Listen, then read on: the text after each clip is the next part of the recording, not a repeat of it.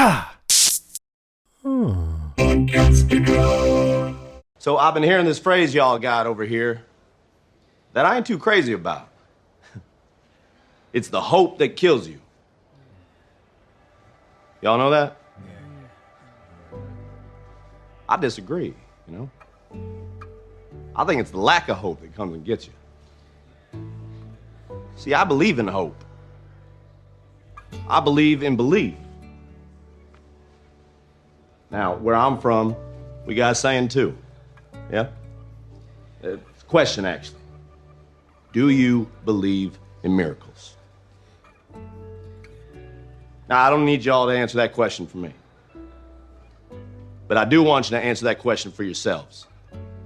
Right now. Do you believe in miracles? And if you do, then I want y'all to circle up with me right now. Come on, let's go. Get me in here.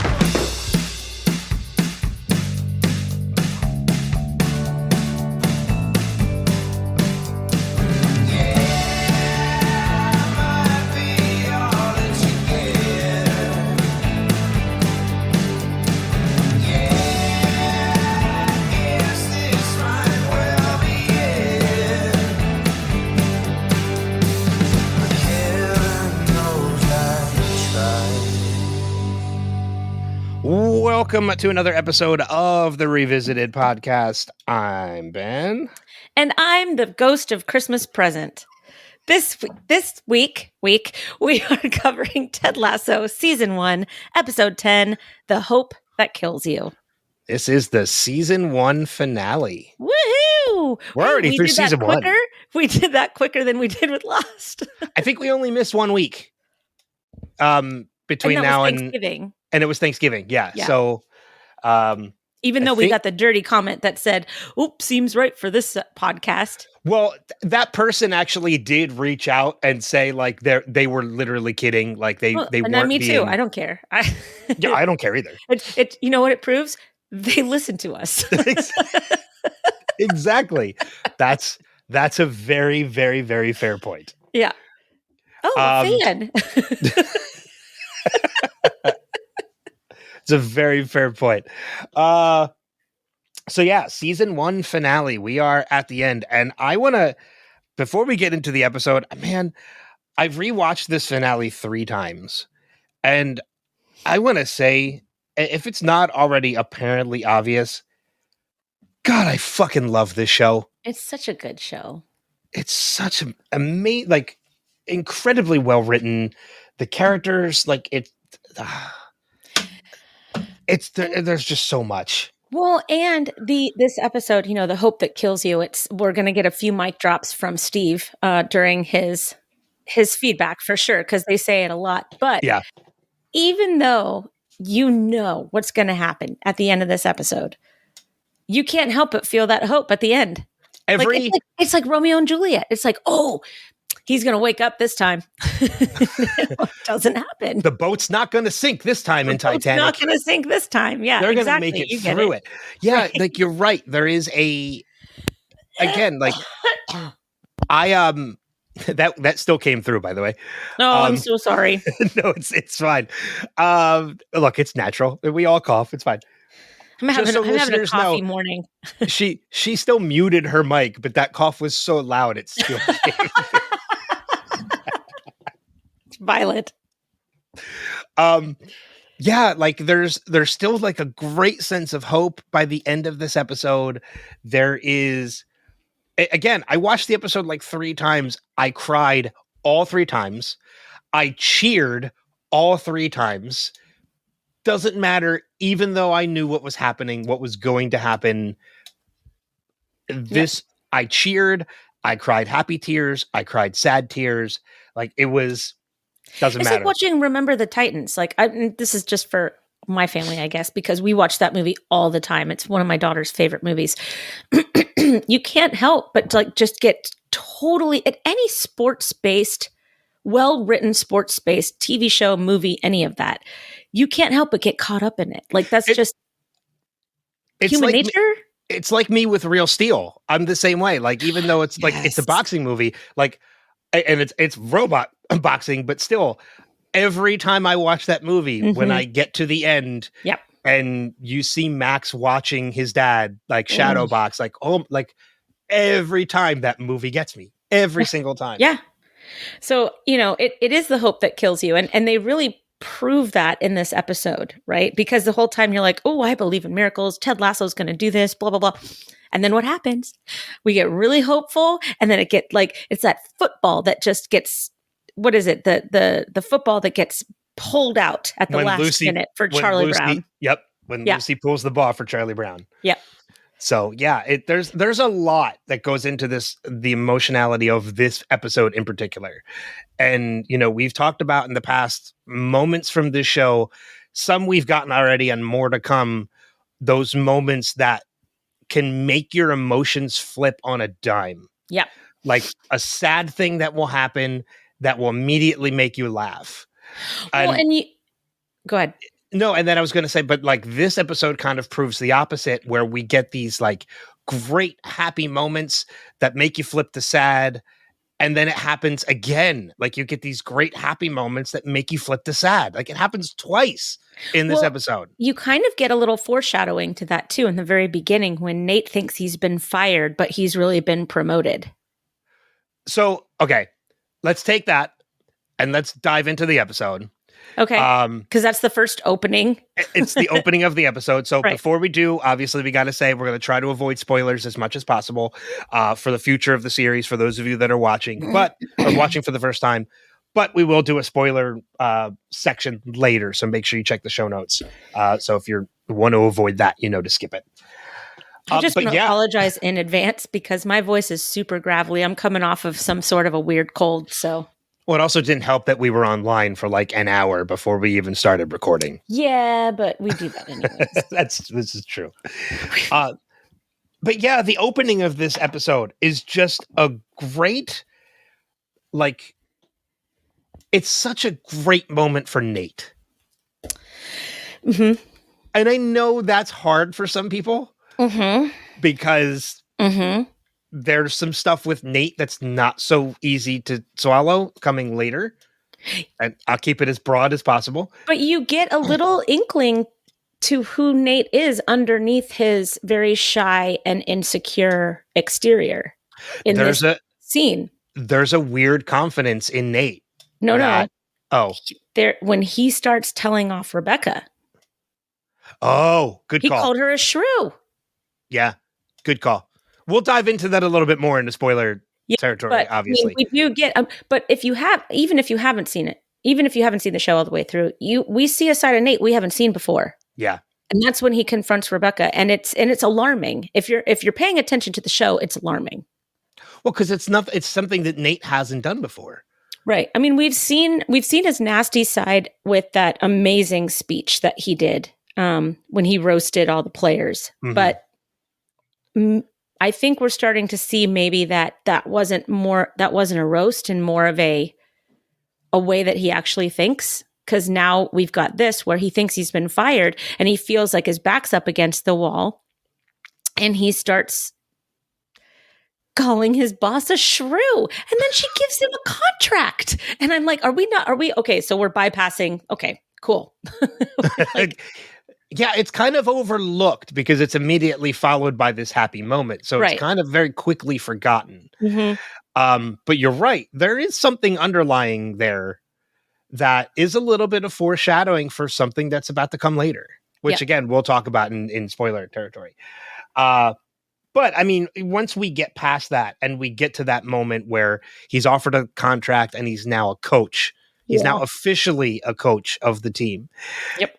It is a great moment for Nate. It's even better when you see that every member of that team, all of the coaches to Higgins and Rebecca, everybody is happy for Nate.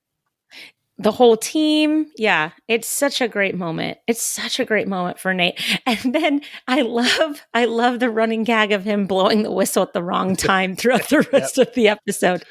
Did you also notice that his first game, he's the only one wearing a suit and tie? Was he? He's got it on underneath his Richmond jacket. Oh, okay. Yeah, I didn't take notice of it. Yeah, he's wearing a suit and tie. I mean, okay. he's very serious about this new job that he has, and you can see that. And it's those little details that I love that Lasso never disappoints. Yeah. Well, I mean, even going back to that too. So before we even get to the moment with Rebecca and the contract, we meet a new character right from the start of this episode, and that's Will. Will is the new Kitman for AFC Richmond going forward because Nate is now a coach. He's no longer the Kitman. Did you forget that Will came this early? Because I did. No, I didn't. I remembered Will comes in this episode. Okay, because I was like, Dave and I looked at each other, we're like, season 1? Yeah. Like, we're just like, it blew my mind that he was a season 1 character. I thought he was season 2 character. Well, I mean, he is a tail end season 1 character. We only get him in 2 scenes this episode. So he is more prominent starting in season 2. So I can understand that. Yeah. I can totally understand that. And his, and I forgot. So keep going.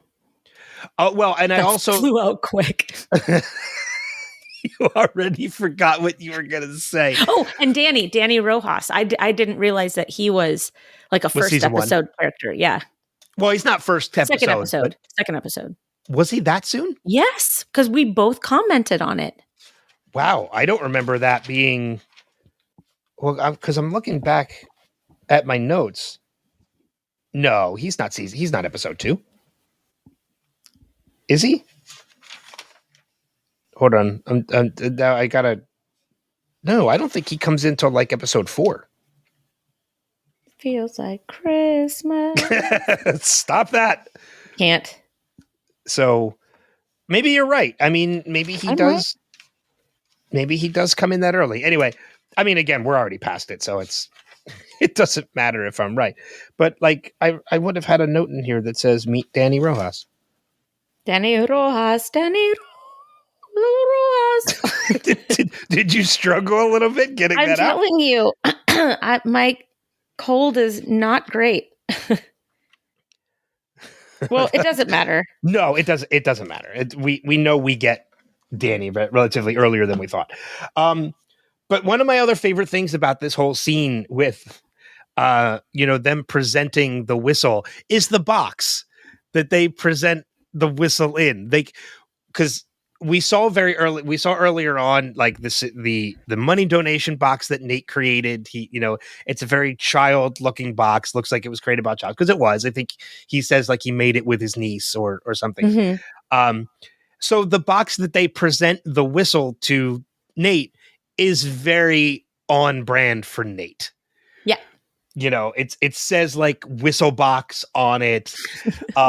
But when they open it, it's presented in like the red felt with the AFC Richmond logo on it. And, it's very on brand for Nate. And I love that they took that consideration and made that for him. Yes. To make this presentation. Mm-hmm.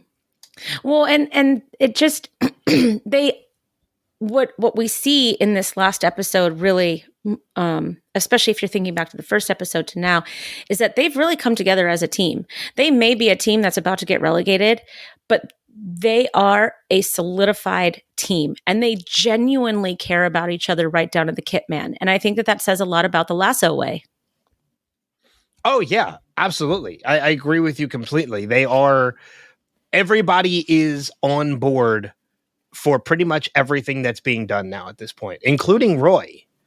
Well, and okay, so we go into Roy, and you see the captain struggle conversation where they're, passing the armband back to each other, and he has the armband on top of his head, and he goes, "This is why it's difficult to love you."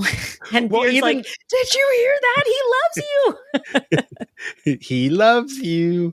Well, even before that moment. So I'm somebody, when I'm on social media, if I'm using GIFs, I always try and find like Ted Lasso GIFs that go along with it. Yeah. That moment where they're going back and forth about the decision on captain. Like Roy thinks Ted should make the decision, but he's like, no, captain should do it. it's so funny to watch that scene because the interaction between Ted and Roy is fantastic, but watching Beard in the background just get more and more interested as this progresses forward until that moment where Ted pulls the magic trick, the sleight of hand, throws the captain's bandit Roy. It lands on his head, and Beard does that whole surprise thing. Yeah. That is a meme now on social media. That particular moment, and it makes me laugh watching that scene too, because that scene is just from both sides of it. Whether you're watching Beard or you're watching Ted and Roy, that scene is so damn funny. Well, Beard is an amazing person to always keep your eye on in any scene because he doesn't waste 1 second in the background. He stays in character. He stays delightfully weird. And what I love about him is that he is the encyclopedia that Ted needs for the game, but he's also like his little Jiminy Cricket at the same time, his weird drug-fueled Jiminy Cricket. It's so funny that you bring up the encyclopedia too, because we'll get to it shortly, but the moment during the game where they're talking about the offsides rule. Yeah. He goes, no, really, tell me. I don't know. Well, but how is that offsides? The following scene is Beard explaining it to him, but he's using it with he's using ketchup bottles and mustard bottles and vinegar to kind of take the place of the players to kind of explain it to Ted. Right. But we're kind of getting ahead too. But that whole conversation with Ted and Roy about who needs to be captain, who makes the decision, right, is just. But you're right. It's followed up with Roy, like, this is why it's hard to love you, and Beard and Coach just being like, "Did you hear that? He loves you. He'll be furious." It's a great bookend to that. Yes, because that is kind of like that is it. That is it for that. Mm-hmm. And I really love how they do tell this entire story. Like Jason Sudeikis said, okay, if we don't get picked up for season 2 or 3, like, let's make sure that we leave on a hopeful note, but we also kind of closed up the story as well, just a little bit, right? I mean, it begs for a second season, but if it wasn't going to be well received and Apple decided to cancel it, it wouldn't be an incomplete story. True. Because it leaves you with hope at the end. It absolutely leaves you with hope at the end. Yeah. It leaves you with hope, and it leaves you with the realization that lessons have been learned. Yes. From one character in particular, which we will absolutely get to that. Right. But I remember getting to the end of this episode and realizing like how filled with hope and emotion that I was by the end of this episode, thinking like, this came from a freaking ESPN short. Yeah. The fact that this wonderful show came from just a skit and is so well written. Like, it's just, and the fact that it came from the mind of Sudeikis and Brendan Hunt and Bill Lawrence. I always forget to mention Bill, but he deserves to be mentioned because he's one of the 3 that created the show. So like following that whole scene with, deciding who's going to be captain, we then progress into the team together in the room because Nate wants to show them a video, and that video is of Jamie. This was not the right time, I think. For what? To do the video. I don't think that that kind of coaching helps this team because they've been building on this like team bonded, positive mindset plan, that has been instilled by Ted for so long. And now Nate kind of shows who he is again a little bit, right? And he's like, let's get angry and start hating on Jamie all together as a team. And that's kind of a negative path that is diverting away from this positive path that they've been on for 10 episodes now. I can see that. I mean, I get where Nate was coming from. Like, he wanted to give them a little motivation to kind of be mean and get out there and actually play harder. Yeah. I get it, but yeah, I could see where you're coming from as well. Is that maybe this wasn't the right time to do this? Although it cost them a TV because McAdoo ends up throwing a chair. Yeah, but it earns him backside of the captain. room. Yeah, it really. I think McAdoo had already earned captain at that point, but that was the moment there. Yeah, because I don't remember. It's not that I don't remember because I would have written it down. I didn't understand Isaac. He says something after he throws the TV. says over the line, isn't it? Oh, is that what he said? Yeah, he thought that he went over the line there. Oh, okay. Because Roy immediately follows up with like, "Well said." So. Oh wait, let me see. Hang on, I've got the transcript up. Okay, yeah. I don't know. Maybe that's it, or maybe I have Roy's line wrong. But Roy agrees with Nate or with Isaac, in his decision to throw the chair at the TV or get at that frustration. I didn't know there were transcripts of the episodes. Yep. Hang on. We're hanging. Just get it. I'm filling empty time here. I know. The listeners are enthralled. Well, don't edit this out. What is wrong with you? Edit this out. I don't edit that often. Edit this out. You know what? If he didn't edit this out, then I'm very sorry, everybody. They're not hearing this. Okay, good. Okay, here we go. Blah, blah, blah, blah, blah, blah, blah, blah, blah, blah. Players gasp. Oh, he says, oops, in it. That's what he says. Oops, isn't it? Oops, in it. And then what does Roy say immediately after? He says, well said. Well said. So, okay. Yeah. So I think that what he was saying was like, oh, like he smashes a TV. He's like, oh, oops. Bless you. Thank you. Oh my gosh. Yeah. He says, oops, as in like, my bad, when it really wasn't his bad. Yeah. So no, but I mean, it was funny seeing the TV come flying. Well, not seeing the chair. Yeah. Come flying. That's a Roy Kent move. Yeah, but I mean, which is why I love that Roy kind of was like, well said. Like he kind of, and I think the well said wasn't even to the oops, isn't it? Like it was to the throwing the TV. Right. Throwing the chair at the TV. And smashing the TV. Yeah. Yeah. That was what was well said. Yeah. Was getting at that frustration. Knowing Roy. God, there's still so and then much. Roy says, never stop smashing TVs. I love that line. Like, that's basically Roy telling McAdoo, don't change. Like, continue to be yourself. Continue to be you. Right. Which is such a great moment. Especially when you see later in the game that Roy being the Roy Kent that he always has been, he gets a proper send-off in his last play. You know what I mean? We're going to talk about that. But him giving the advice to McAdoo of don't change who you are, never stop smashing TVs, never stop, expressing who you are, don't repress it. And then seeing that payoff as he walks off the field later in the episode. I mean, I think that that's really kind of a lovely little bookend on that one. Yeah. Oh, yeah, for sure. I want to talk about the moment with Ted in Rebecca's office and talking to Rebecca before the game. He goes in there kind of defeated. Yeah. A little bit.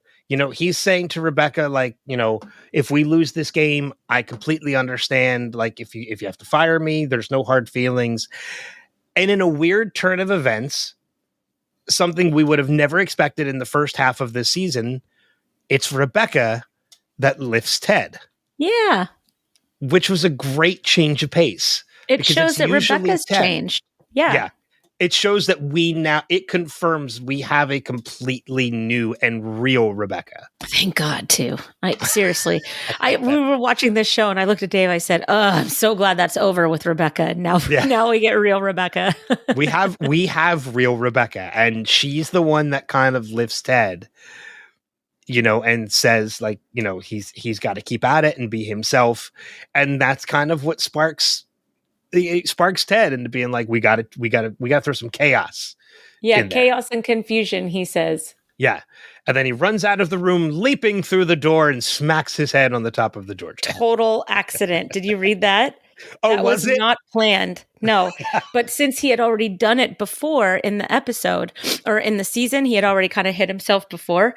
They neither of them broke character and they kept like rolling through it. But the surprise that you see on Hannah Waddingham's face is genuine because that wasn't supposed to happen. And he ended up needing several stitches after Did he that really? scene. Yes. Oh my God. I read about it and I was like, oh, damn. Jeez. It adds to the scene. Yeah, it's hilarious. It shows how into it he was. He's like, yeah, let's do this. Whoa. Yeah. I'm okay. I'm fine. Oh my gosh. All of those plays that they start, because they're like, okay, we're going to do trick plays. So I have them written down. Okay, good. Because I like the Lasso special. So Chitty Chitty Bang Bang. The trick plays or elaborate set pieces are the Sandman, Pepper Shakers, Beckham's Todger, it's dirty. Midnight Poutine, not dirty, just super Canadian.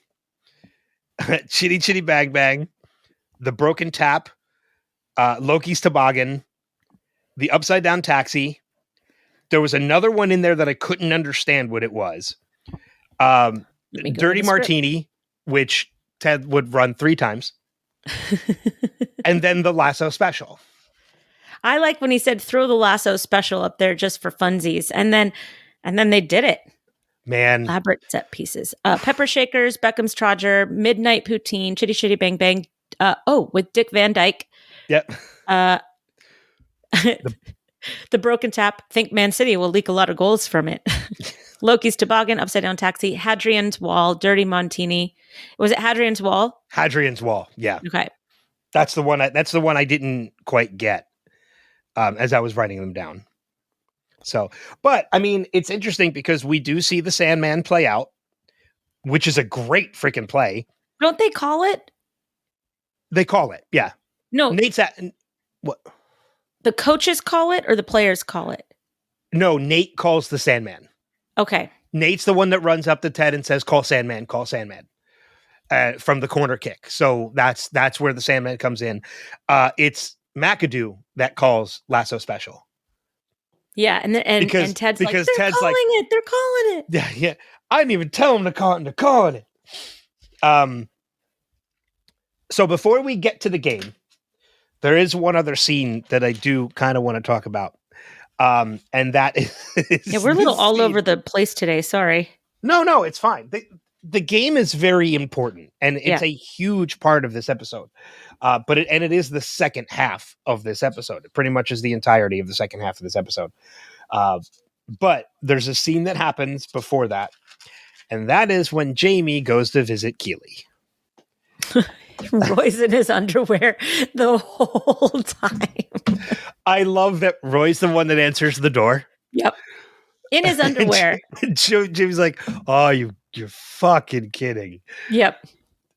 And Keeley comes into the living room or comes into the dining room to see Ted and Jamie opposite sides of the table. And Keeley's like, oh yeah, I forgot to tell you, Jamie's coming. Oh, really? I'll make scones. I don't like scones. Well, I'm not fucking making them. The immature banter between the two of them. My favorite part of the banter between the two of them is when Roy agrees to be silent, locks his mouth with the key, throws the key at Jamie, and Jamie dodges it. And then looks at Roy, he's like, missed. Like, it's so immature. They're like brothers. So damn funny. Yeah, they're very much like brothers. It's kind of like they hate a certain version of themselves and each other. Like Roy hates who he was as a younger player, a younger, arrogant player. Mm. And Jamie hates the fact that he's going to one day get old. He's going to become Roy Kent. Exactly. Right. Missed me. But when he throws the imaginary key and Jamie dodges it. Because I don't know about, well, you grew up an only child, right? No, I have a sister. That you grew up with in the same house? For many years, yes. Okay. Yeah. Like my sister and I used to do that to each other all the time. We used to torture each other just like that. We would pretend throw. We even did the pretend throw and dodge. I mean, it's all so sibling rivalry. Oh, absolutely. Which makes it wonderful. But what I also love about this scene, though, too, is when Keely comes in, Jamie says, brought you coffee, and Roy says, made you coffee. Keely pours some of Jamie's coffee into Roy's mug. Yeah, well, because she into was the coffee that she made. I'm not playing this game. I'm not picking a side. Yeah, I'm like, I will pour some of the coffee into the coffee that Roy made. And if that is Keely, if that isn't Keely at the heart of who Keely is, I don't know what is. Yeah. Yeah. There are so many great moments from characters in this episode, Keely included, because there's another moment from Keely coming that from the game that I just adore. But I also love at the end of this episode, or at the end of this scene, where Jamie insults Roy by telling him to make him he's going to eat mushy peas, and then after Jamie leaves, he gives Keely this look, and she's like, "What?" And he's like, "Well, now I want mushy peas."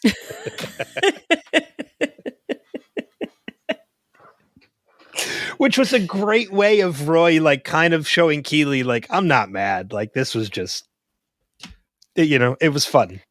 Right. Well, I mean, and that just shows Jamie's still trying to figure out who he is and where he fits and what he's supposed to be doing. He hasn't figured out that what he's supposed to be doing is just be Jamie Tart, be who you are.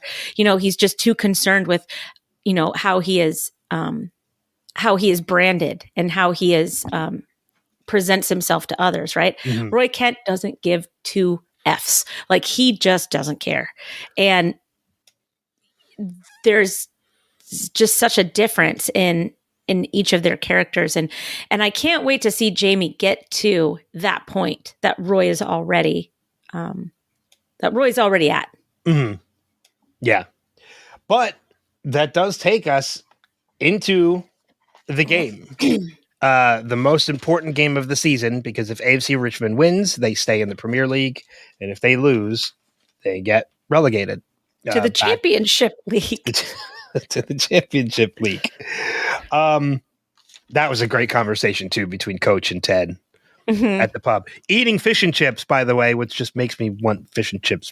I know, we need to find a good place. You want to go to England? Let's go to England. There's not enough time. I was going to say if we could do the series finale in England, but that's too close. We can make it happen. Okay. We're made of money. Right? Let's start a Kickstarter. Yeah, we'll start a Kickstarter for two podcasters to be able to podcast an episode in England. Yeah, okay. That's fine. Hey, look, there are stupider Kickstarters and GoFundMe things out there that are dumber than that. So before the game starts, we get Keely and Rebecca in the stands, and it's great seeing Rebecca in the stands. She actually cares. Watching as a fan. Yeah, she cares about this team now. She's invested, and she wants them to win. Well, and Keely finally cares too. She even says she never cared before. She knew how to play the part, but this time she also cares because she cares about Roy. Genuinely cares about Roy. Yeah. Yeah, that was one of when I said there was a moment coming up with Keely, that this was the moment I was actually thinking of. There is another moment later, but this is the one I was thinking of that I felt like was such an adorable moment, because you're right. Keely's now realizing something about herself too, and that she's genuinely invested in the game because of Roy. Yeah. But seeing her I know how to fake it. And then she's like, referee, she's faking all of the chants and the yelling at the and game. Rebecca's totally impressed. She's like, you're the worst. And we meet Higgins's entire family. The whole family now gets to come to the game, which probably was a first. Yeah, they all get to be at the game, not just at the game, but in the manager's box. Yeah. Yeah. That's and are all of his kids, do all of his kids have traditionally female names? I didn't catch all of their names. I know there's another Leslie. There's a Dana. And then what was their oldest son's name? Hang on. Going to the transcript again. Going to the transcript. But yeah, so I think they do have traditionally like feminine male names. We have Terry, Chris, Dana, Stevie, and Lindsay. So yeah, I mean they're all what do you call them? Androgynous names. Okay, so Lindsay, not Leslie. So there's not another Leslie. Okay. So their eldest is Lindsay, and then they have Terry, Chris, Dana, and Stevie, and then he's Leslie. How many kids do you have, Higgins? Jesus Christ! Our oldest son, Lindsay. Sorry, Father. He's a priest. Don't worry, he's a cool priest. He's a cool priest. When your parents have you out of wedlock, it allows you space to explore life's little gray area. I love the Higgins family. I do. I agree. I love the Higgins family. We get we get so much. We definitely get more of the Higgins family. I know for sure going into season 2, we get more of them. Particularly, it's unfortunate timing wise. It won't work out that we won't be doing the Christmas episode around Christmas. I know it'll be a couple weeks after, but that Christmas episode is fantastic. I will skip ahead to watch that episode for Christmas because that episode is just, it's great. Yeah, I agree. So it has easily one of the funniest freaking moments from the entire series with Roy, Keeley, and Phoebe. And Phoebe, yeah. God, that moment is so, I couldn't breathe during that moment, but we're getting ahead. But yeah, we see Keeley and Rebecca in the stands. We get to meet the family Higgins. And then we get that moment too where Roy makes Isaac captain. Mm-hmm. And he tells him, never stop breaking TVs. Smashing TVs. Followed by, go ahead. I do, just to stay with that armband thing. I do like that they trade off the armband throughout the game. Well, because when Roy says it earlier on, like the captain needs to be on the field. Well, no. I understand that. But there's like this, I guess they have like such a terrible first half or something like that. Like McAdoo just comes up and gives it to him. He's like, this was garbage. Like almost like I didn't deserve this. And then Roy, when he walks off the pitch for that last time, he hands it back to McAdoo. Like, you have the con now. Like this is your team now. Well, I never took it as McAdoo handing it back because I was horrible. I took it as in like a show of respect that Roy is back on the field. He's the captain. Oh, okay. That's how I saw it. I saw it as kind of like a small comedic moment, just because we have small comedic moments throughout the whole series. Oh no, that's not how I took it at all. I took it as in like Ted says, Roy, you're back. You're starting this season. You're starting this half. Get warmed up. And McAdoo was like, captain's back on the field. Here we go. Then I laugh at inappropriate times. No, I mean I could see it like that. Yeah. That's just not how I saw it. Maybe it was respect and humor. Maybe it could be. But you know what? That leads us into one of yet many Ted Lasso locker room speeches, where he talks about the hope that kills, and how he doesn't agree with that. He doesn't think it's the hope that kills. And it goes into the whole, do you believe in miracles? You don't have to answer that, but I want you to, believe that for yourself. Believe. And man, like his locker room speeches, there's a reason why arenas play them now. Like if you go to like hockey games or basketball games where they do like in arena stuff, there's a reason why arenas play that stuff now. Because it's motivational. It's absolutely motivational.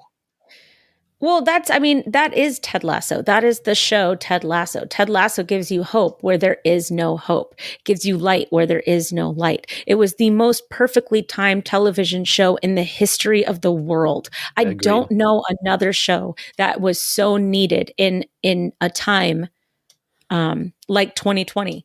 And that this whole first season was over by October. I think I saw it was like October 3rd, 2020 was the last episode. Mhm. We got 10 weeks of hope in a very hopeless year. Yeah. And the show just took off from there. I think that's one of the reasons why I love this show as much as I do. Mm-hmm. I mean, not putting aside the fact that it is amazing writing, amazing characters, amazing acting. I think because of I think I would have loved this show even if it happened post-pandemic or pre-pandemic. But would it have been as big? I don't know. I don't think you know what I mean? Yeah, I don't know. You're right. It was a show that debuted at the right time. Mm-hmm. At the absolute right time. Animal Crossing also came out that year. Don't want to say that maybe that,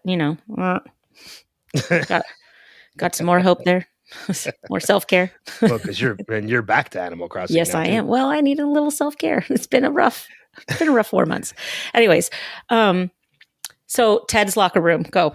No, that was pretty much it. Like, we have that locker room speech that leads them to go out there and finally, face Man City, Jamie Tart and Man City. What do you think was bigger? The fact that they were facing Jamie Tart or the fact that they were facing Man City? Oh, I think it was Man City. You think so? I think the team had written off Jamie at this point. Even after that video? Maybe. If I think deeper about it, I want to say yeah. I want to say I think the team was more about, like, I think they had already proven themselves that they didn't need Jamie. Yeah. Okay. It could have been equal. It could have been equal parts. We have to beat Man City so we don't get relegated, but we also want to show Jamie that we're better without him. Yeah. I could see that. Go ahead. No, go ahead. I was just going to say, even though they end up losing this game, I think they do prove that they're better than Jamie Tart and Man City. I think that they prove to everybody that this team is a lot better than just a win or a loss or a Premier League or a Championship League. Well, because everybody assumed, like, even when Man City makes the first goal, like, even the announcers are like, oh, this has been the long coming goal. But they held them pretty hard for a while. They held them the first half. Yeah. It was 0-0 at halftime. Yeah. So it's like they held their own up against the championship team. Mm-hmm. I find it interesting too that before the game even starts, we see Jamie out there on the field and he's kind of like giving the kiss sign to Roy because Roy's sitting the bench, and Ted just kind of comes into view and waves at Jamie, and Jamie's like, fucking mind games. That's not a mind game. Jamie believes it is. Yeah. It's not a mind game. Yeah. Ted is legitimately wishing Jamie good luck. He believes in Jamie. Jamie was his project. He was going to coach up Jamie to be the all-star player that he knew he could be if Jamie could just get out of his own way. And that was taken from him. So I think that Ted views this game as a chance to help Jamie still, even though he's on a different team. He never stopped believing. Yeah, you're right. He never stopped believing in Jamie. He never stops being his coach. True. Yeah, because even when he does that interview, when they're in the barbershop, mm-hmm. and that guy takes the Aussie guy is back. What a right floppy cock. Nice word usage. I love that term. Thank you. But so, he shows him that video of Ted, and Ted legitimately wishing him the best. Like, and it's not a mind game to Ted. Jamie sees it that way. Jamie thinks it is, and that's kind of the thing, right? Is that Jamie needs to get out of his own way. Yeah. Yeah, for sure. I mean, he's getting the dumbest haircut. Like, we see him when he's at the door. I'm like, what happened to you? Like, you can tell that he has had no coaching, no direction. He is drinking his own Kool-Aid. Like, he shows up at that door with this like Ken doll haircut that's all plastered to his head, and he's got, perfectly shaped eyebrows. And I'm looking at him like, oh no, you look horrible. You look like a plastic Barbie doll. Even when they're showing when Nate is showing the team the video, the first comment is like, what, there's no barbers in Man City? And then we see he's actually at a barber. Like, yeah. he's getting this hair done intentionally. I know, what an idiot. Because when he says like not wax, pomade makes your hair shiny. Yeah. Mm-hmm. Wax doesn't. So he's doing this intentionally. Yeah, no, he thinks he looks good. Yeah. And maybe he does to some people, but I think he looks horrible. Well, but think about it. Who has been his stylist and his personal appearance person this whole time? Kaylee. He doesn't have her anymore. He's doing this stuff on his own by his own decision. And we're seeing that maybe he shouldn't be doing anything on his own. Yeah, exactly. So, you know what? Speaking of hairdos, this is weird because this is something that kind of I noticed, and it doesn't bug me, but I'm just kind of like, oh, that's odd. Have you ever noticed that Ted has a little bit of a tail in the back of his head? The back of his head is not even across. There's a little point to it in the like back. A widow's peak for his neck? Kind of. And like, so it made me wonder, like, I know the Ted Lasso hair is not a wig. I know that's his actual hair. Mm-hmm. But like, because usually, like, if you trim the back, it's flat across. It's a line across. But his isn't. It comes to a point. And I noticed it when the game was over in the locker room scene after the game. I noticed it when he turns and when they're showing like the back of his head, they're showing the locker room. And then when he turns around and he walks into the coach's office, I noticed it there again. And too, I'm like, that's a weird choice. I'll have to look out for it because I don't remember that. But I mean, I think that there's a lot of great hair in this first episode, including the Van Dyke with Higgins' hair like all in his face. It represents how I feel on the inside. Chill.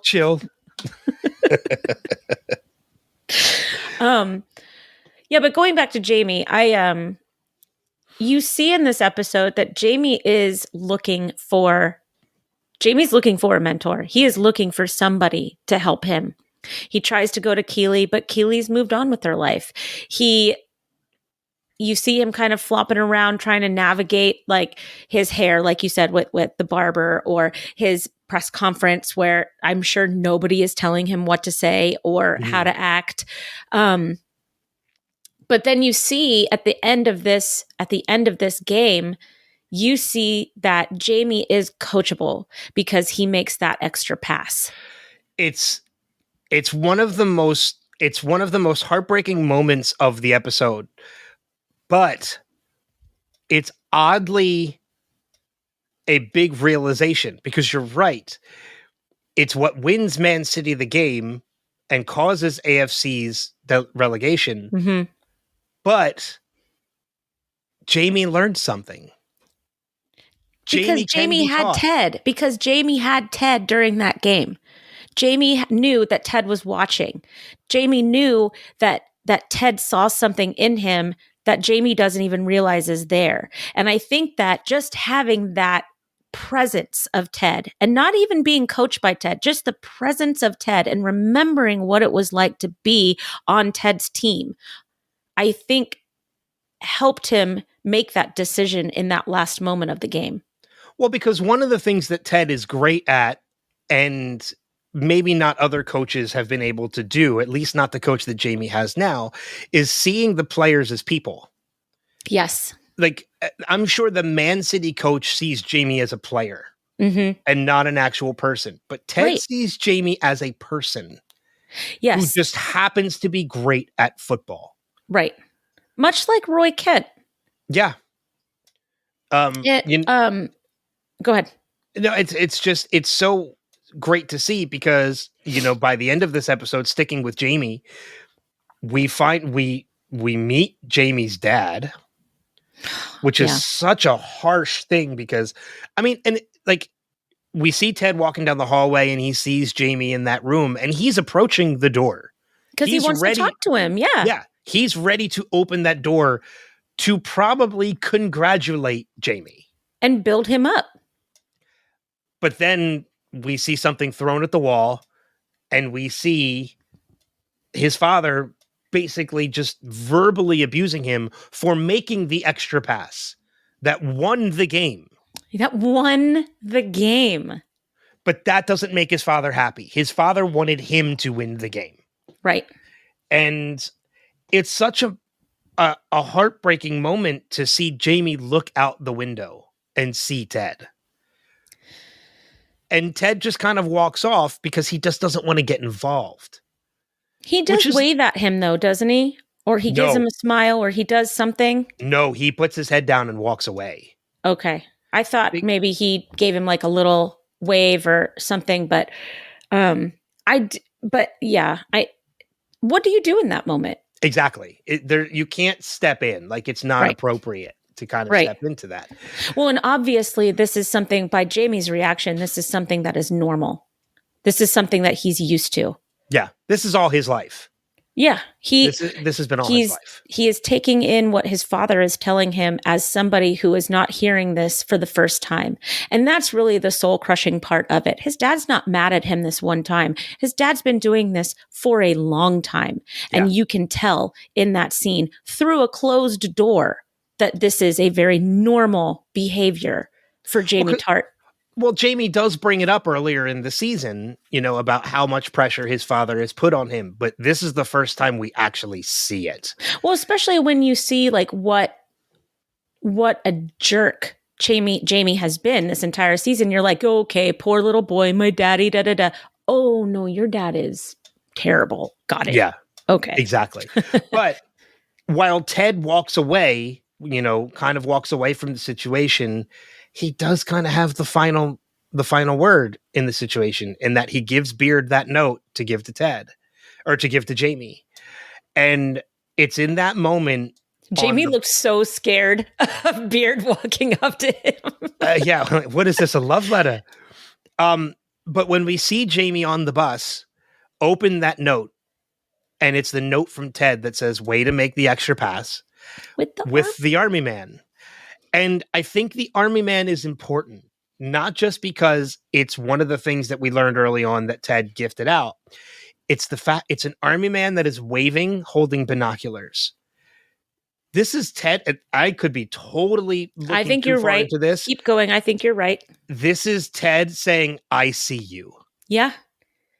Even from afar, I see what you're doing. I see that you're working. Yeah. Mm-hmm. I see who you are.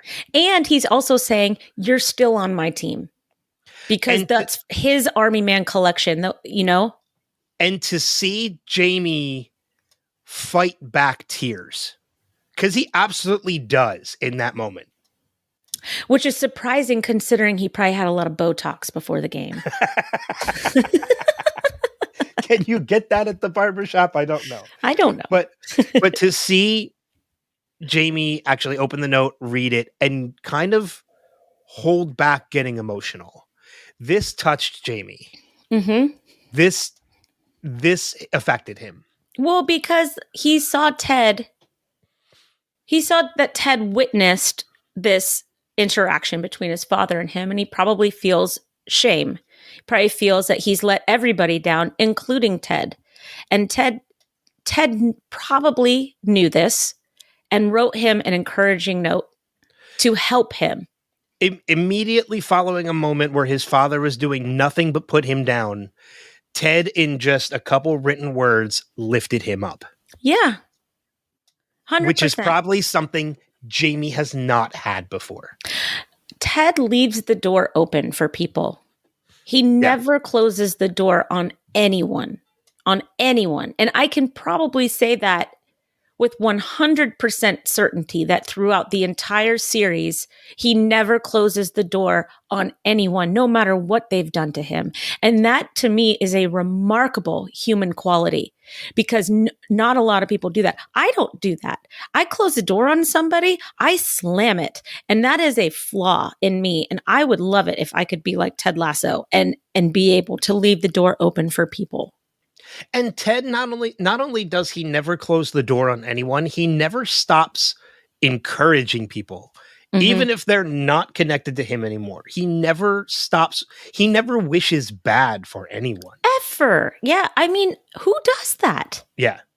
We can all say that, we can all pretend that we do that. And I'm telling you right now, we don't do that. No. I've never wished death on anybody that bad, but like right. I've been like, oh, I hope you lose this game. Like, stupid shit like that. We've all done it. That's not in Ted. Yeah, right. It's not in Ted at all. Dave always wishes people would step on a Lego in the middle of the night. That is one of the best. I don't even have the words for it. That is one of the best punishments. Yeah. Because anybody who has ever done that knows the feeling. Knows it doesn't cause permanent injury, but it hurts like hell. Oh yeah. That is it's like blinding pain for a few minutes. That is like the ultimate, like, I don't wish harm on you, but I hope you hurt. I hope you step on a Lego in the middle of the night. I'm going to start using that. That's amazing. Well done, Dave. Yeah. He also, fantastic. I mean, he doesn't have great ones, but he also says, oh, I hope that girl gets pregnant in high school. I don't know if that one works as well because sometimes that gets you a TV show on MTV. Right. Well, we've seen some mean girls, over the years, especially with teaching and also raising, a girl. And every once in a while, the mean girl just pops up and Dave's like, oh, I hope she gets pregnant in high school. Oh, well, because we all know that person. Oh, yeah. We all know that person from high school who ended up being that person. Yeah. And not to say that if you got pregnant in high school, you're like a mean girl, you're a bad person or anything like that. Okay. I'm not saying that. Please don't take that as that. I'm sorry. But it's just one of those things where you can't wish harm on children. Okay. But you can just say things that maybe make you feel better. I hope your life is more difficult. Yes. I hope that your life is difficult in the future for making my life difficult right now. Yep. Yes. So we do see. We're going to get to Roy because that is hands down my favorite moment from this episode is everything that happens with Roy. But before we do, you mentioned it. We see the Lasso special. Yes, we do. One of the plays, and it is an American football play that Ted taught them to use on the field. And who notices that it's happening? Jamie. Yeah. Because he's sitting there. He's like, they can't do that. They can't do that. Well, they're doing it. Well, they're doing it. And it's one of those moments that, because right before, or no, I'm sorry, that happens. Oh, no, it is right before it, is when they get the encouragement that Chelsea has won by 6 goals. All they need is a tie. They just need 1 goal now.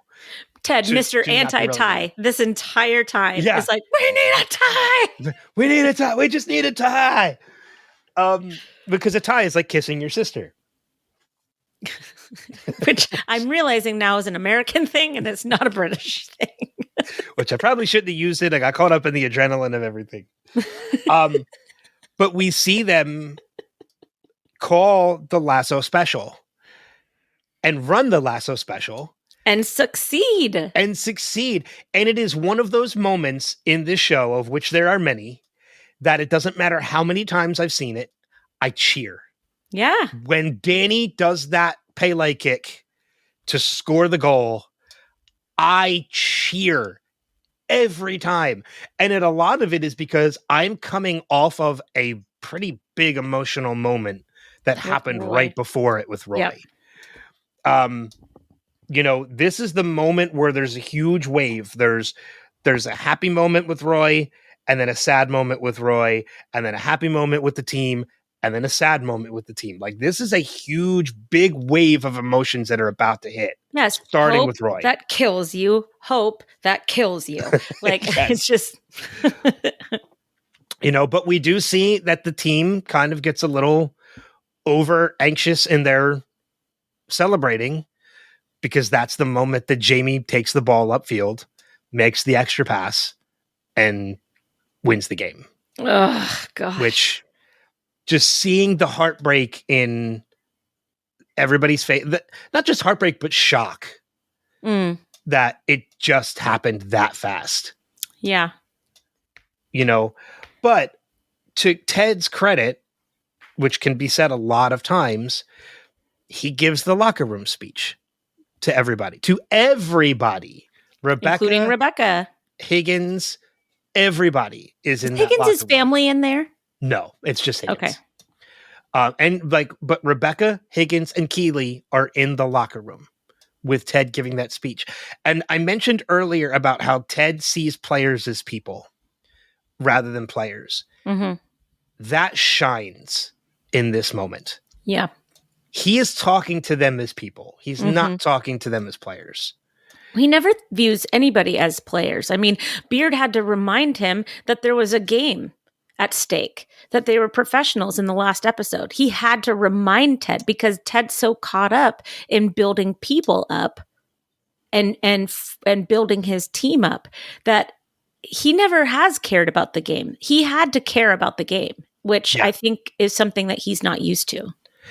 And there's a particular line that is said during this speech, and I feel it is very important. And I'm going to try not to get choked up as I bring up this line. Okay. Because you mentioned about how this show hit at the right time. Yeah.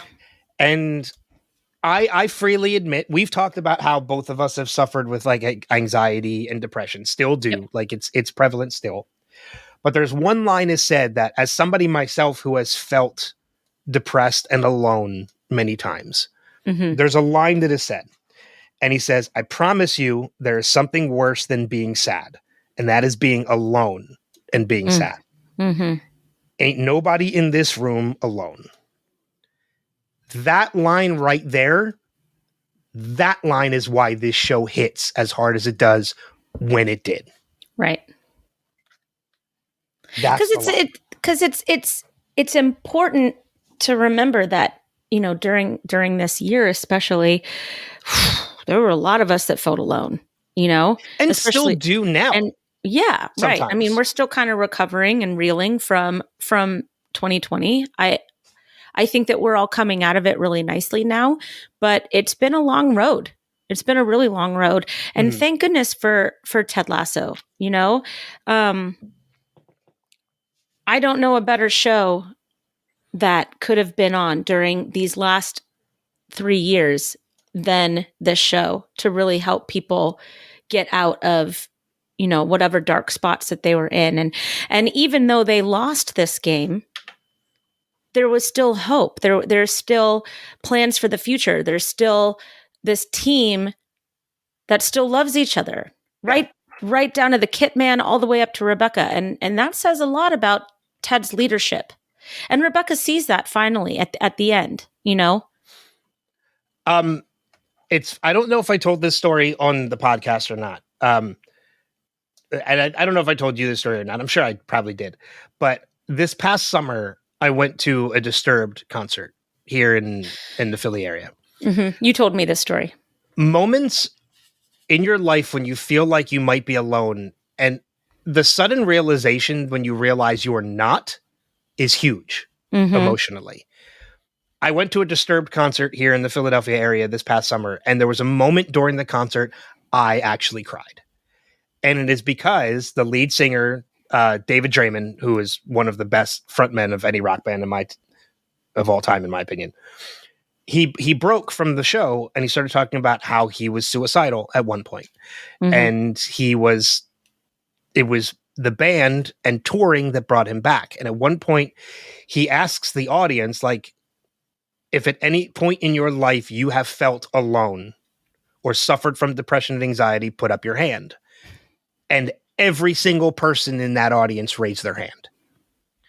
And his following line is, and the line that followed was, "See, you are not alone."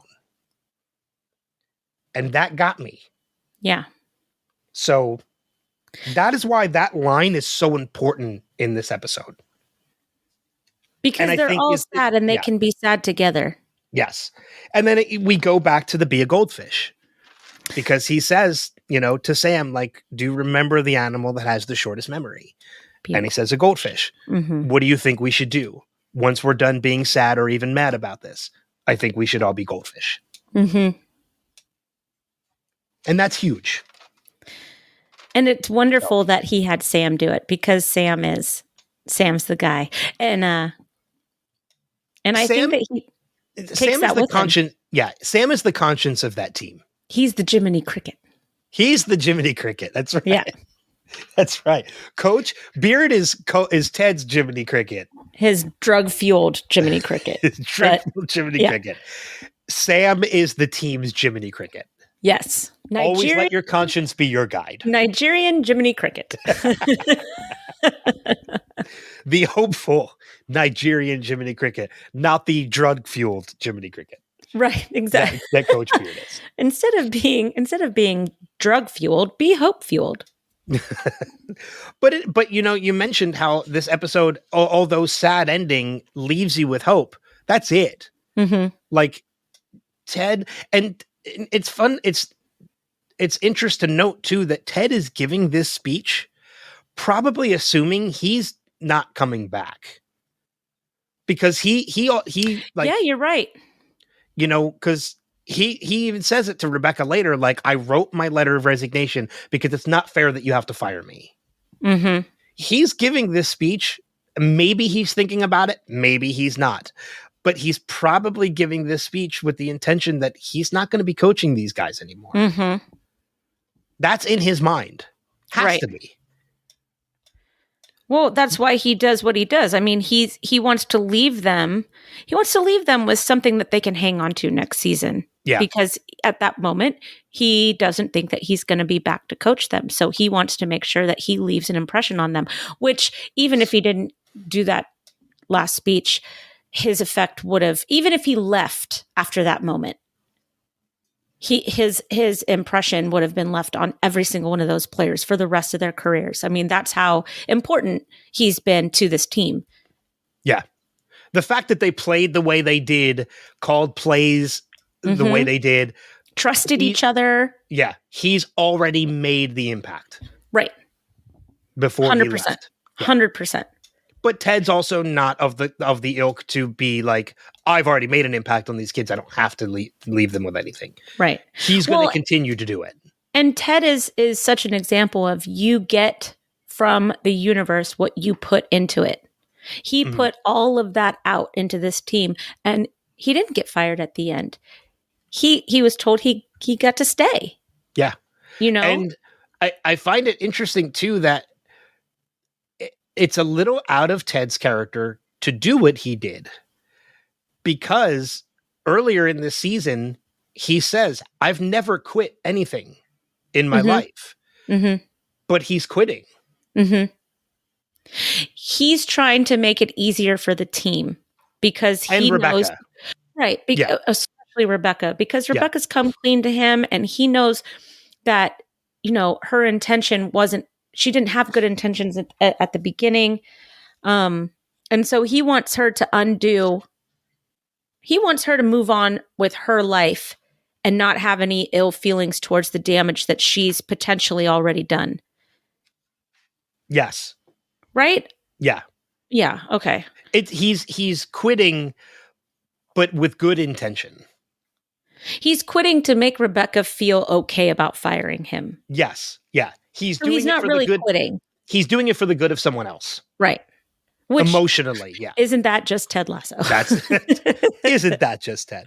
But, and we're going to backtrack to Roy in a second right after this too. But I love the fact that while Ted quitting is one thing he has never done before, and he's doing it, we get something else from Ted that he's never done before. At least that I don't remember he's done at all, and that's swear.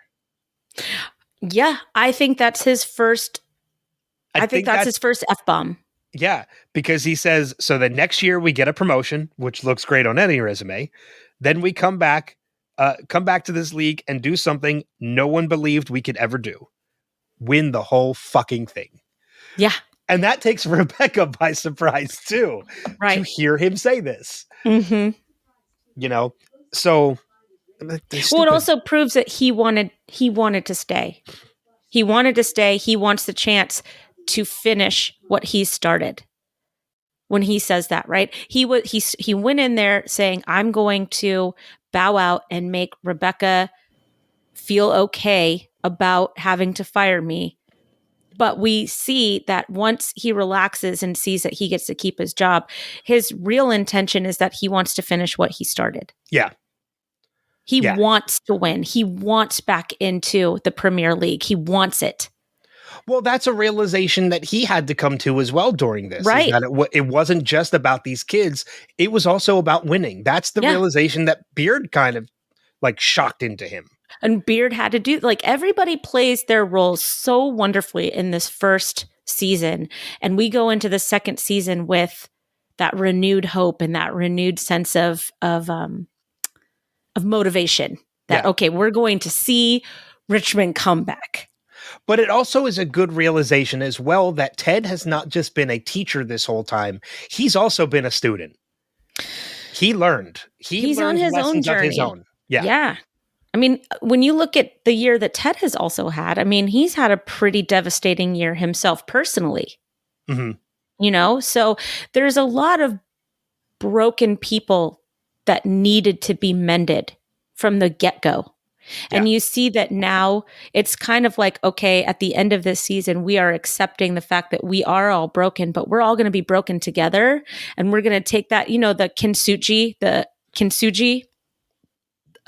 art of putting things back together with gold. Right? Yeah. And I think that that's where we see that we are about to put gold all throughout this team and get them all to be held together.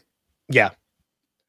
That's so interesting that you say that, because I have more on that in spoilers now that I didn't have before.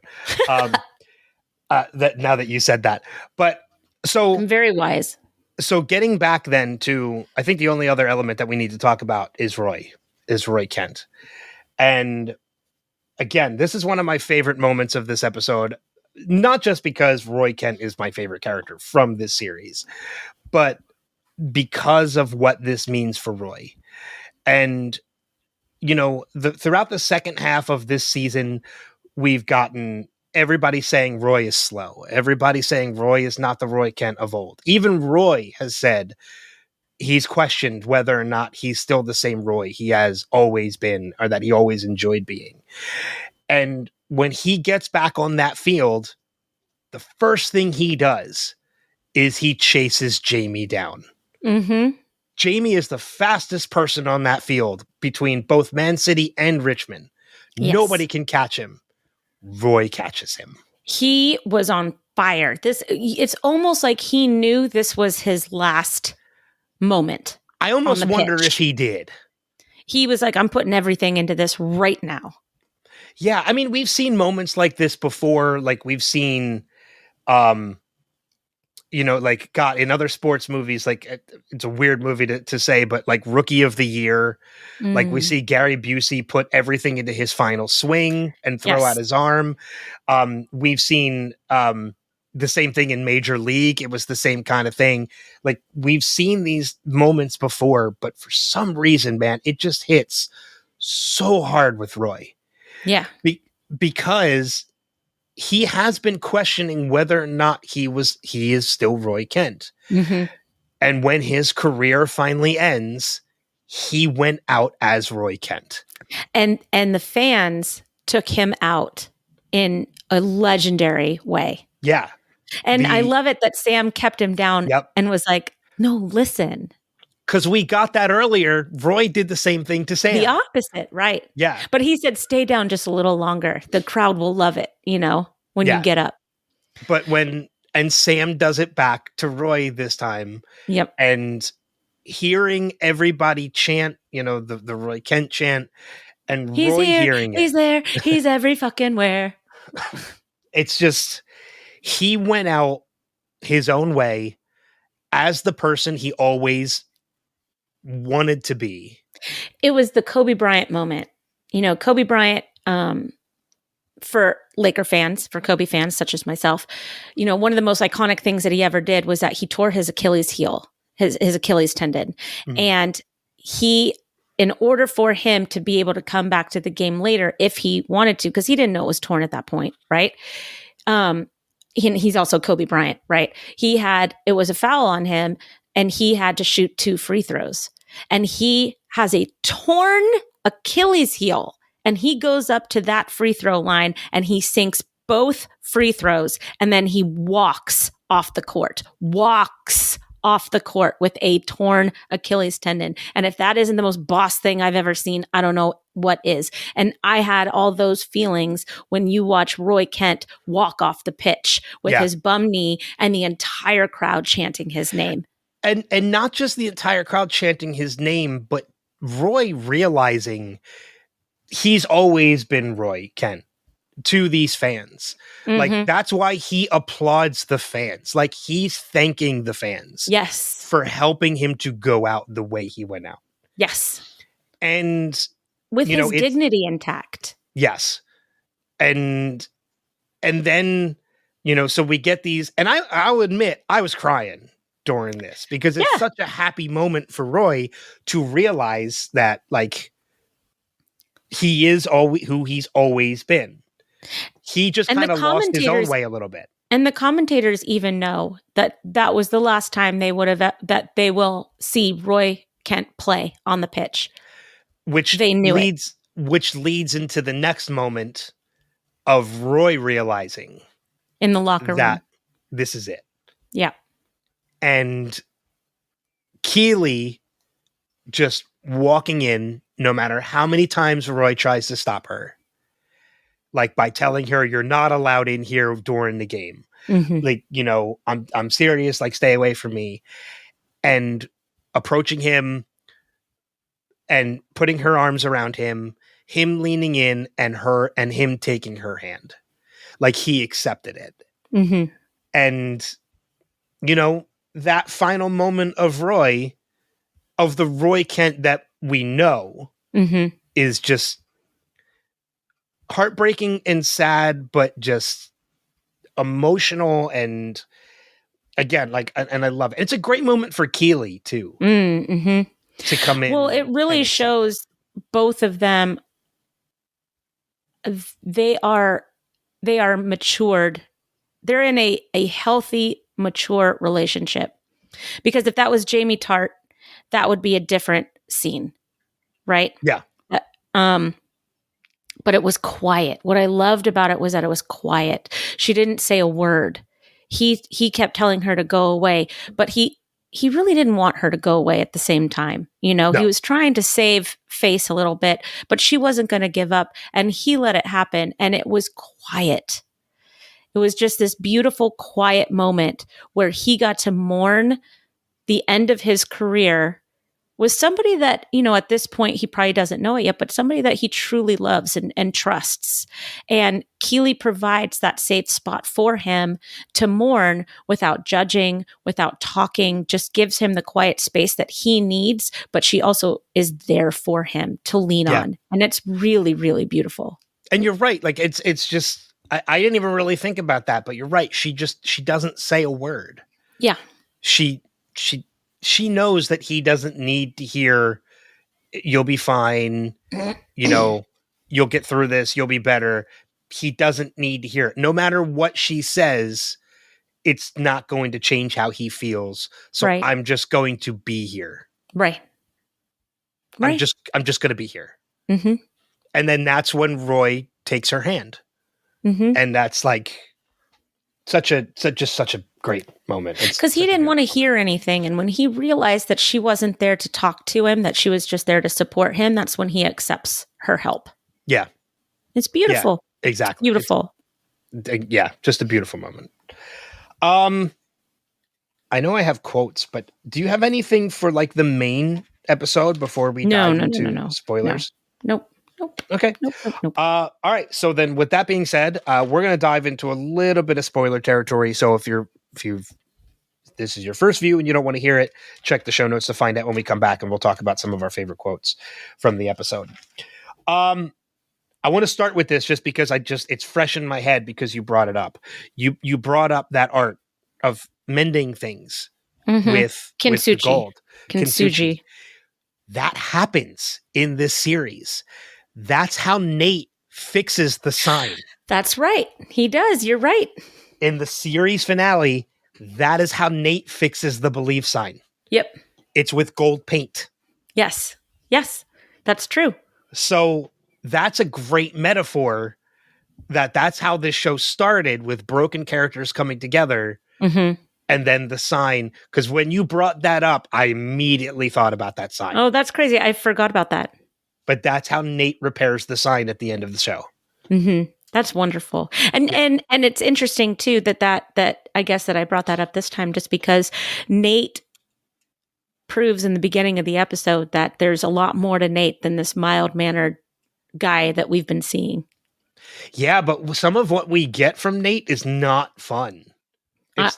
I know. The spitting at himself on the mirror, the hateful way that he treats Ted, the hateful way that he treats himself.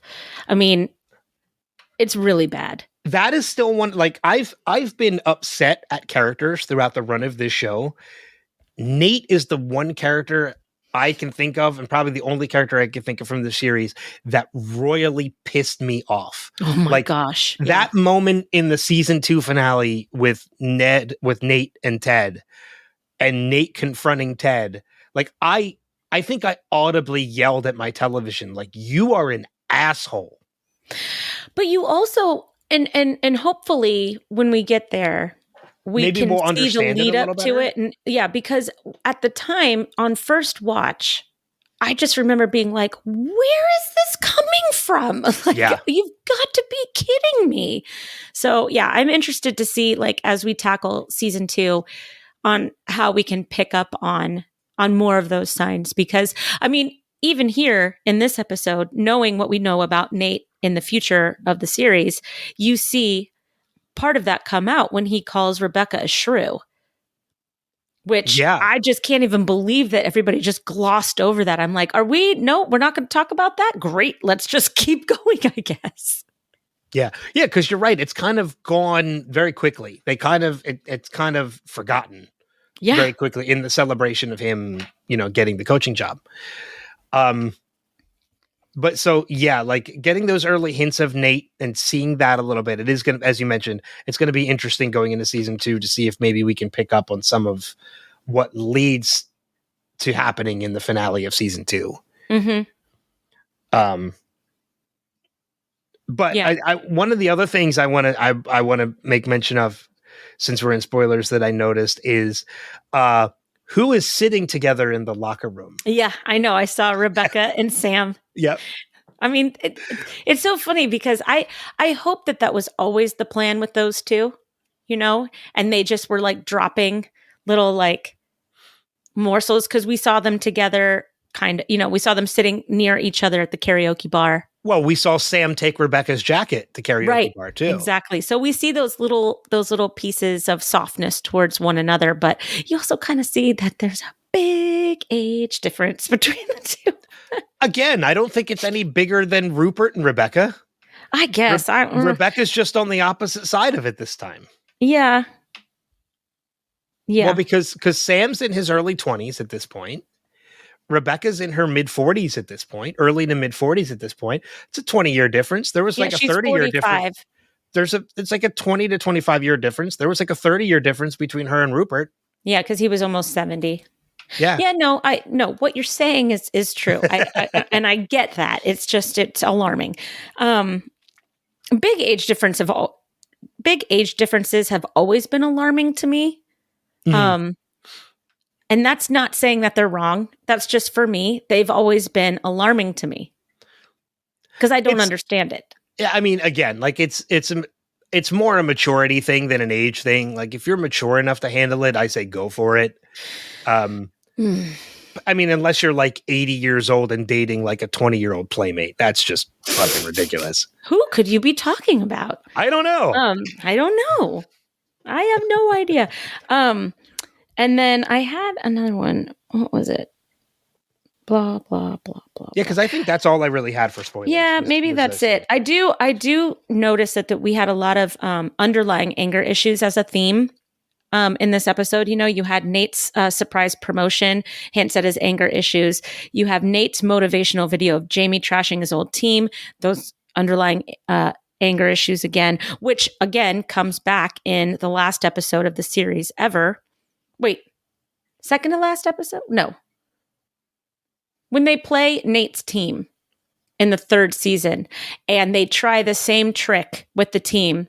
I think it was Beard that tried the same trick with the team on seeing Nate describe Nate's press conference talking about Richmond. Yeah. And it fired everybody up, but they all played like shit as a result because it wasn't the Ted Lasso way. It was a different way. So when Nate played that video of Jamie trashing the team, I was immediately brought to them watching the video of Nate trashing the team in season 3 and how much that negatively affected the team. And so I watched that thinking, you know, I don't think that was the right motivation. I don't think that having a negative motivation for a Ted Lasso team is the right call. Well, not only that too, but I think the big difference between the Jamie trashing the team and Nate trashing the team is that the team, when they saw Jamie do it, they had written off Jamie. They had realized they were a better team without Jamie. Yeah. But with Nate, they wouldn't be the team they were without Nate. So it was much harder to go against Nate. Well, and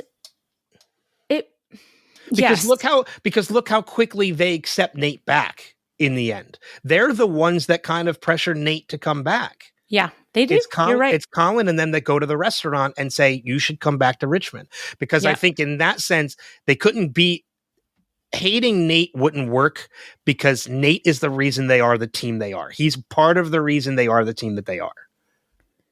That's how I see it. And I think also that Ted Lasso has kind of gotten in all of their skins because he's so forgiving and he's so kind that now, I mean, it's like that line from Remember the Titans, right? Attitude reflects leadership.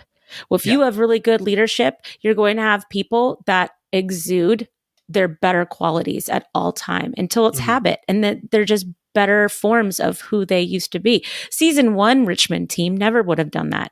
Season 3 Richmond team is a completely different team. It's an evolved Jamie Tart. It's a Roy Kent led team. You know, I mean, there are certain things that have just fundamentally changed about that team. And it's all because of Ted Lasso. So while Nate was a huge part of why that team is successful, I think the reason why that team is successful is because of Ted Lasso, and they have given the team the opportunity to learn about the power of forgiveness and being a goldfish. I mean, that right there is being a goldfish, is going into the cafe and saying, Nate, we want you to come back. You mentioned a Roy Kent led team, which, man, I can't wait till we get Coach Kent. Me too. Especially, I can't wait till he's a diamond dog. It's a couple episodes. Shop dressed men. God, I hate what you've done to me. You know, I got to play it now that you brought it up. And obviously, I couldn't grow a beard. Otherwise, Coach and I here would look like a ZZ Top cover band. Would have been called Sharp Dressed Men. Ooh, that's nice. God, I hate what you fucking done to me. Remember what you said to me? Your goatee makes it look like you ate out Bigfoot's butthole. That's right. AKA Sasquatch. You're on fire. Make it stop. Stop. I mean, I think it's one or two. I think it's like 2 or 3 episodes into season 2 that Roy finally decides to come in and coach. Well, first we have to see him be a commentator. We have to see that disaster. Yeah, we got to see him join the Sky One commentary team, right? Because that's a lot of fun. I really do enjoy that a lot. I do too. It's peak Roy Kent. I mean, so it's beautiful to watch. I think That's all I have. Yeah, that's all I have. I really have for spoilers as well. So that brings us back. Welcome back to everybody else for some of our favorite quotes from the episode. And I'll kick it off with one right from the beginning of the episode. I present to you this whistle, but it is sad. Do you know why? Because it has never been blown. Is that the same reason Colin said? Oh, and that's Total dig from Nate. Do you see Colin's face? Yeah. Yeah. It's a total dig from Nate and a big reversal because Colin used to be one of the ones picking on Nate. Right. Oh, And- that is true. And Nate now has the confidence to just throw him right back at Colin. Yep. So, I mean, and I don't think there's any ill will towards it. I think he's just having fun. Maybe not. I mean, who knows? Right. So- Right. We'll see. What about you? Any quotes from your end? Well, we have the I'm looking through the transcript right now and I'm looking at here comes Lasso's assistant coach to review their tactics. What chess moves do they have in store? When the vinegar was next to the Heineken, they weren't offside. It's not when the vinegar catches the ball, it's when ketchup passes the ball. Ah, yes, I understand now. well, because and then the line that preceded that was, "Oh, come on, how is that offsides?" No, I'm really, serious. tell me, I don't understand yet. How is that offsides? offsides? Well, because and then we get a little bit later on in the game too, when they're doing the lasso special, and Sam is running up the ball, and they're getting ready to pass to Danny, and he's like, "Danny's inside," and Ted's like, "Yeah, he is," because he knows the rule now. Right. He knows that he's onside. He's like, I understand that. Yeah, he knows that he's inside now. He knows that he's not offsides, so it'll work. I don't want to hear about any other game going on at any other place. Okay, look, we're not playing for a tie. Ain't nobody here gonna kiss their sister. What? Which is an American phrase that I am now realizing does not exist here, and that's good because it's creepy and I hate it myself. I don't know why I said it. I think it's just the adrenaline, the nerves, and all of that. I love during the locker room speech at the end when he says Roy chased down his grandson. Oh yeah, because Jamie's been calling him grandpa the whole time. But even that makes Roy laugh. Like even though he's done, like he's spent, that still makes him laugh. Yeah, it's weird that Jamie doesn't check on him. That Jamie doesn't check on him? Well, I mean, because there still is a little bit of good in Jamie. I mean, it's a little bit. It's not much, but it's kind of there.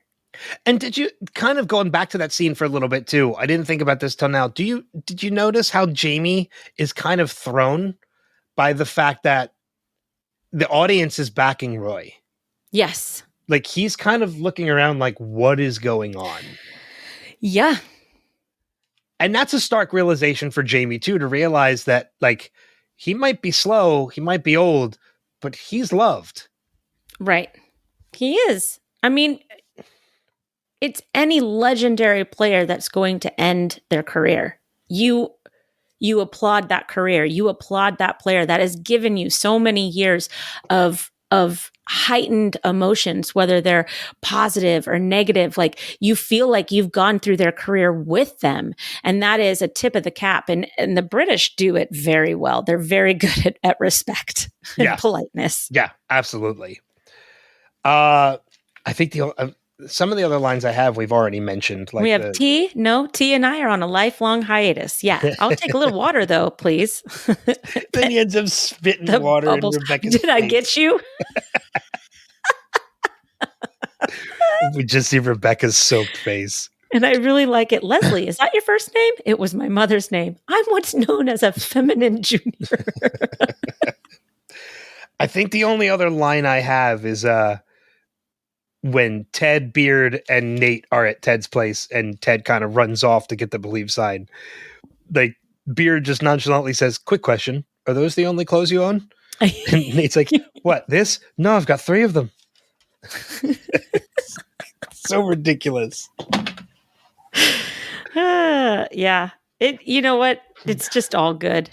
Yeah. I think that's all I have for quotes though on my end. At least Yeah. not of ones that we haven't already mentioned.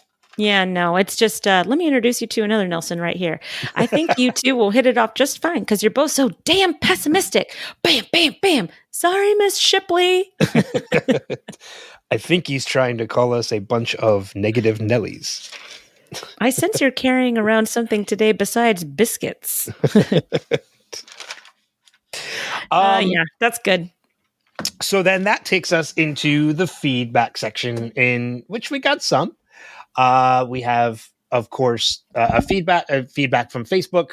We have an email from somebody special in particular. Who? I don't know. God, by the last name is yours. I don't know who that is. What? And then we have, of course, our feedback from our friend Steve Brown. So you have the Facebook and the email. So why don't you kick it off with those?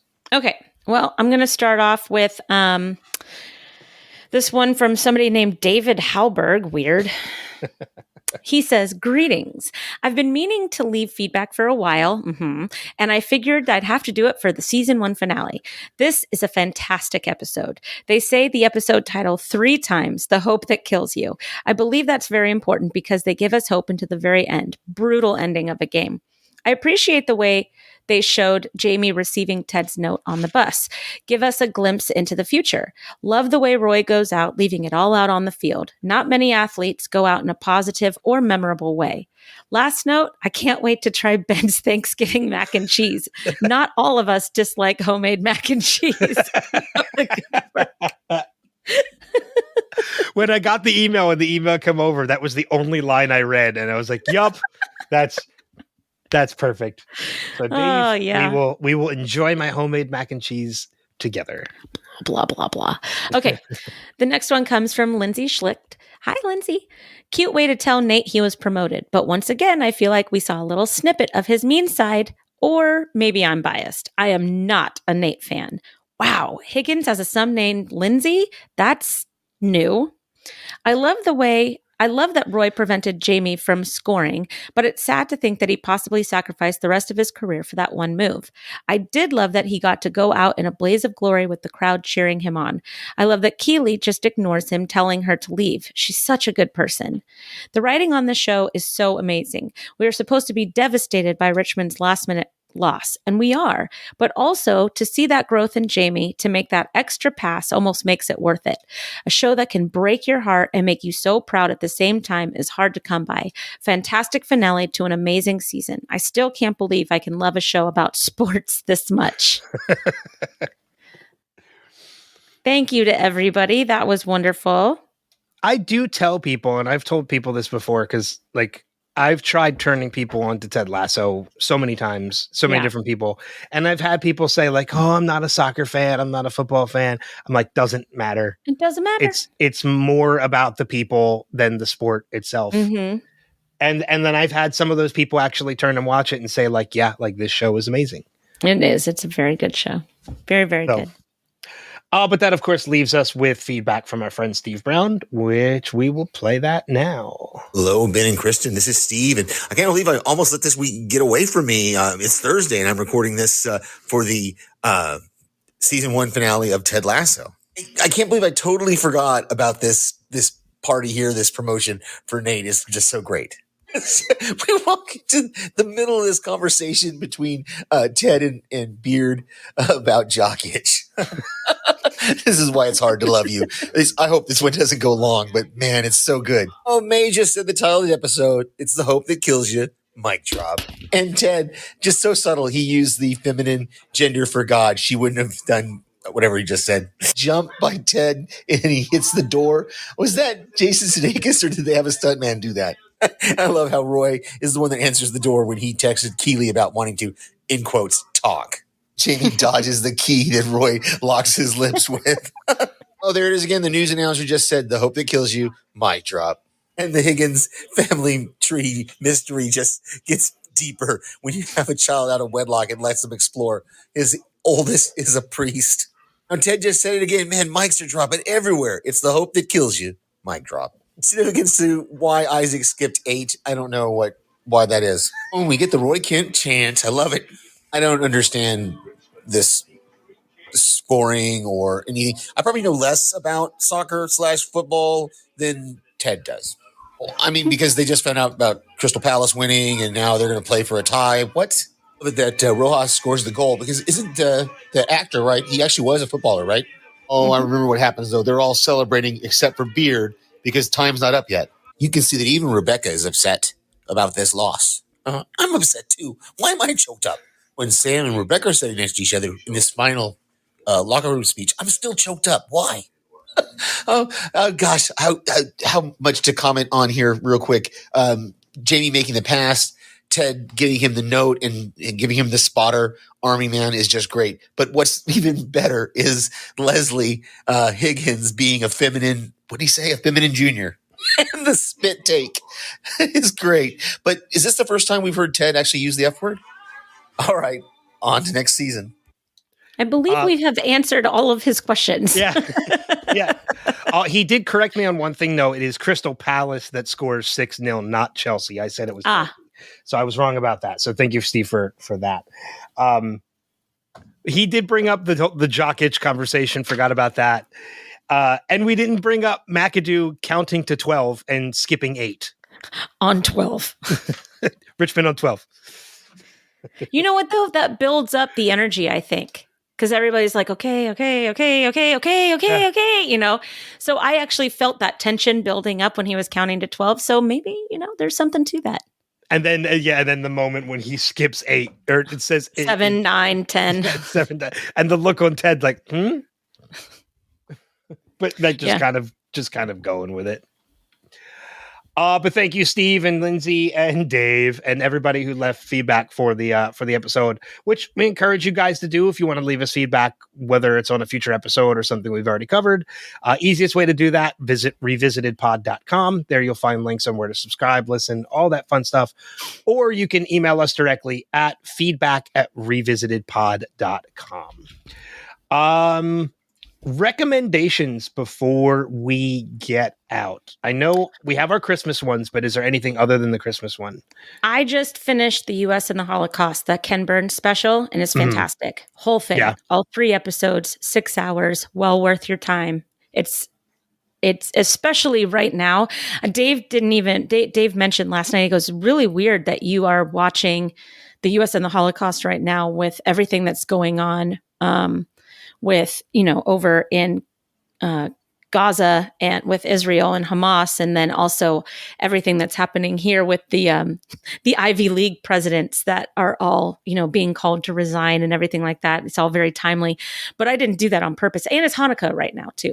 So it's like all of this is like converging on each other, but I did just finish watching it and it is phenomenal. Highly, highly recommend it. Well, I recommend anything Ken Burns does. Like, he's just a phenomenal documentarian. But this really highlights the U.S. and the process and the journey that went into them actually even engaging in this war, which was, and I am a huge history buff, and I learned a lot in this. So I recommend it. It's heavy. It's very heavy, but it's worth your time. Okay. Fair enough. My recommendation is to anybody who is a Doctor Who fan, like myself. I'm a massive Doctor Who fan. This is the 60th anniversary of Doctor Who this year, and they wrapped up the 3rd special that they've been airing for the past 3 weeks. The first one being The Star Beast, second one being Wild Blue Yonder, and then this last one called The Giggle, which actually had Neil Patrick Harris. But seeing David Tennant and Catherine Tate come back to reprise their roles has been amazing. This 3rd special was phenomenal. The last 2 were great. If you're a Doctor Who fan and you haven't watched these 3 specials, do yourself a favor and watch them. They're so damn good. All right. So much emotion, so much fun just to watch. Our holiday recommendations, since we're leading up to Christmas, what have you got for this one? I have. It is Diary of a Wimpy Kid Christmas. Cabin Fever. I sat down and I watched it with my son yesterday morning, and I really enjoyed it. I was very surprised at how much I enjoyed it, and I actually got a little choked up even. So if you have kids, and you're looking for something to watch with them, for Christmas, that one is a really good one. Okay. Interesting. I didn't even know there was a Diary of a Wimpy Kid Christmas, but Me either. maybe I'll check that one out. Mine is another is a Disney movie, but I'm going to recommend. There's a Disney Christmas movie called Noelle. Mhm. And if you haven't seen it, it is Anna Kendrick and Bill Hader, and they are the daughter and son of Santa, and it's all about who is going to be taking over Santa's role. Nick Kringle seems the obvious choice, but it's a lot of lessons that Noelle, which is the main character played by Anna Kendrick, it's a lot of lessons that she learns along the way and her assistance in helping. Very cool. Carry on the tradition. It's a very cute movie. It's rated G. Came out in like 2019, and I just, to anybody who doesn't know me already personally, I just have a massive celebrity crush on Anna Kendrick. Yes, you do. So yes, you do. of course I watched this movie, and it actually turned out to be a lot of fun and very cute. So, and actually I think this is the movie that Anna and Bill started dating afterwards. Oh, They're not together anymore, but they did date for a couple years after. I think this was the movie where they met and started dating. And it was funny because were they brother and sister? They're brother and sister in the movie. So it's just like Dexter. Yeah, sort of. Yeah, with Weird. Michael C. Yeah. And it's weird because, like, as much as I have a massive crush on Anna Kendrick, I love Bill Hader. So That's a good match. When I heard they started dating, I was like, I can't be mad at that. That's a fun match. I'm sure that was fun. I can't be mad at that. Yeah, so Diary of a Wimpy Kid, this Christmas Cabin Fever, it's a 2023 movie. Oh, so it's recent. Yeah, it's brand new. Didn't know. Okay. All right. Fair enough. The only other thing I want to make mention of before we get out of here is over on my Wilhelm podcast, I'm gearing up for a year-end special, and it's going to be a feedback special. I don't know if any of our revisited people have listened to Wilhelm. Hopefully you have, because Kristin and I do the movie swap over there, and you've checked that out. But for my year-end special, which is going to be posting on Christmas Day, I'm asking for a lot of feedback because that's all it's going to be. It's going to be listener feedback. And the feedback is very specific to Christmas in that I want to know what some of your traditions are when it comes to movies and television for Christmas. What Christmas movies do you watch every year? Which ones do you make sure to avoid? What are some of your favorites? Is there a particular time that you watch them? Like, I want to know what your traditions are when it comes to movies and television at Christmas time. So if you're willing, and I hope you are, send me some feedback for that episode and I'll read it on that episode. Whether it's an email or a voicemail, either way, feedback at wilhelmpodcast.com is the easiest way to do that. And I hope I get some revisited people over there as well to leave that. You're going to get one for me. Yay. That's awesome. I've gotten a couple already, but I need more to fill the episode. So hopefully there'll be some more. Yeah. I think that's it, though, for this episode. That's it for me. No final notes? Mm-mm. All right.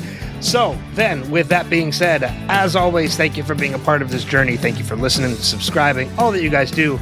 But until next time, we'll see you guys out on the pitch. Take care. Merry Christmas, babies.